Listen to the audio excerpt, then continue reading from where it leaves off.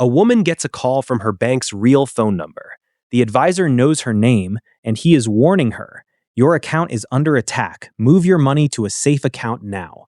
She checks the number on the screen. It is genuine, so she approves an instant transfer herself with her own security code. 10 seconds later, €2,000, about the average loss in this kind of fraud, sit in a stranger's account, and there is no undo button. Here is the strange part. Nobody hacked anything. Every security check passed because she passed it for the criminal. Fraud like this cost Europe €4.2 billion in a single year, and the kind you approve yourself is the fastest growing kind. Europe's answer is a new payment rulebook called PSD3, and by the end, you will know the 3 fixes it adds, the one refund promise almost everyone gets wrong, and why none of it protects her today. To see why she lost that money, start from first principles. For the last decade, one EU law has quietly run how you pay online. PSD2, the Second Payment Services Directive. It is why you type a code when you buy something, and why apps can plug into your bank account. PSD3 is its sequel, and unusually for a sequel, it exists because the villain got better. The old threat was a stolen card. The new one is a convincing lie. PSD2's main defense is strong customer authentication, the 2-factor check that proves it is really you.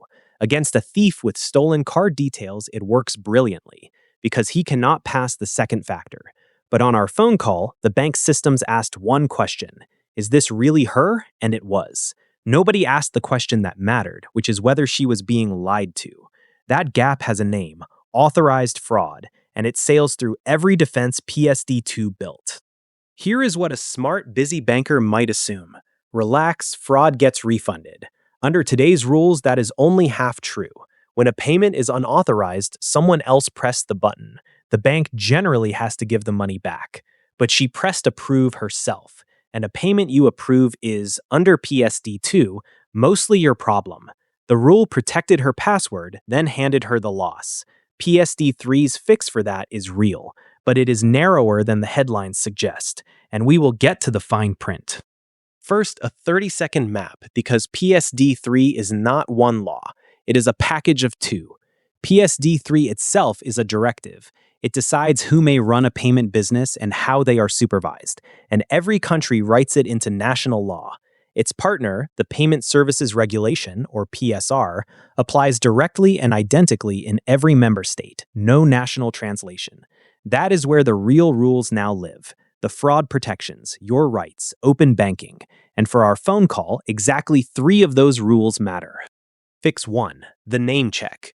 Before money leaves, your bank has to check that the name you typed matches the account number, the IBAN, and warn you when they do not line up. Banks call it verification of payee. Now rewind our call.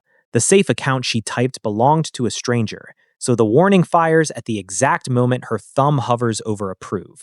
Instant euro transfers already have this check. The PSR extends it to every credit transfer. And if the bank fails to warn you, the loss can become the bank's problem, not yours. Fix 2 is the one everyone gets wrong, and our caller is the rare case it actually covers.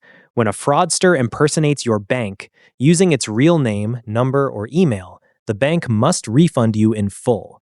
The trick is called spoofing.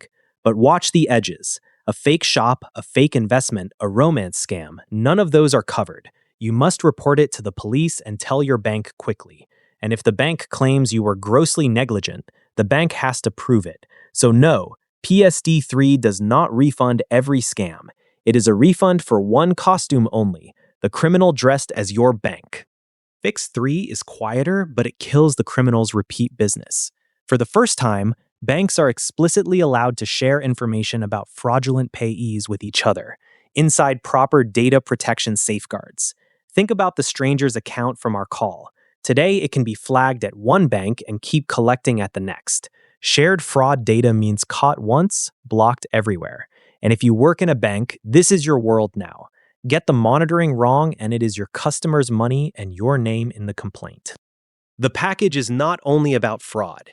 It also upgrades open banking, the system that lets licensed apps read your account data or start a payment for you with your permission. Banks must remove the obstacles that quietly block those apps and build proper interfaces for them. And you get a permissions dashboard, one screen showing every third party you have granted access to, with a revoke button next to each. Non-bank payment firms also get fairer access to core payment systems, so more competition on tighter safety rules. So where does AI fit? On a compliance channel, we read the actual words, and the words are careful. The regulation tells banks to monitor transactions for fraud and says they should make full use of technology, such as artificial intelligence. Encouraged, not mandated. The new cross-bank fraud data is exactly what makes machine learning fraud models sharper. One more precision point. Under the EU AI Act, fraud detection is deliberately left out of the high-risk category. Credit scoring is high risk. Fraud detection is not, so do not let a vendor tell you this turns your fraud model into a high-risk system. Now the honesty check, because if that phone call happened this morning, not one of these protections would apply. As of the middle of 2026, PSD3 and the PSR are agreed, but not yet law.